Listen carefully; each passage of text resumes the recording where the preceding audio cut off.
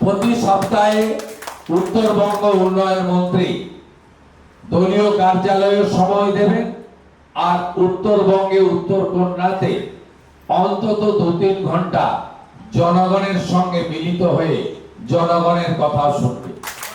আপনারা মে এবং জুন মাসে যে যে প্রস্তাব রাজ্য সরকারকে দিতে চান সেই প্রস্তাব নথিভুক্ত করে রাখুন।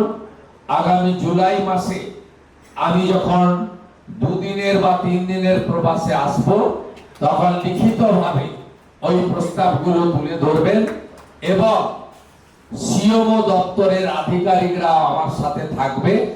আপনাদের কাছ থেকে সেই কাগজ আমি সংগ্রহ করে যেগুলো সরকারের করা উচিত বা করতে পারবে সেটা ডু ইট নাও ভিত্তিতে আমি আপনাদের কাজ করব এবং আপনারাও বিভিন্ন স্তরে জনগণের অংশগ্রহণ সাজেশন নিন।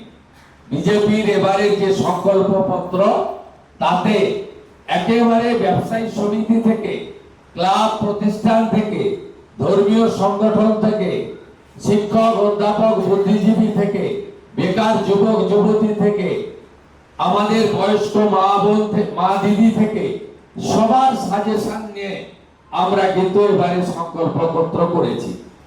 এবং আমাদের যে জাতিগত বৈচিত্র্য রয়েছে, পরম্পরা রয়েছে, পাহাড়ের গোর্খা, চা বাগানের আদিবাসী অথবা রাজবংশী অথবা নমশূদ্র অথবা বাংলায় থাকা হিন্দি ভাষী বাঙালি অথবা বাঙালি, আর ধর্ম পালন ধর্ম রক্ষা করার জন্য, প্রাণ বাঁচানোর জন্য যে হিন্দুরা বাংলাদেশ থেকে শরণার্থী হয়ে চলে এসেছেন, সকলের অংশগ্রহণের মধ্য দিয়ে, সকলের প্রস্তাবের মধ্য দিয়ে আমরা যেভাবে সংকল্পপত্র তৈরি করেছি, আগামী দিনেও মানুষকে যুক্ত করে আমরা যাতে সরকারও পরিচালনা করতে পারি, যাতে সংবিধান বাবা সাহেব আম্বেদকর তৈরি করে গেছিলেন সেখানে প্রথম লাইনে লেখা আছে for the people, by the people, of the people.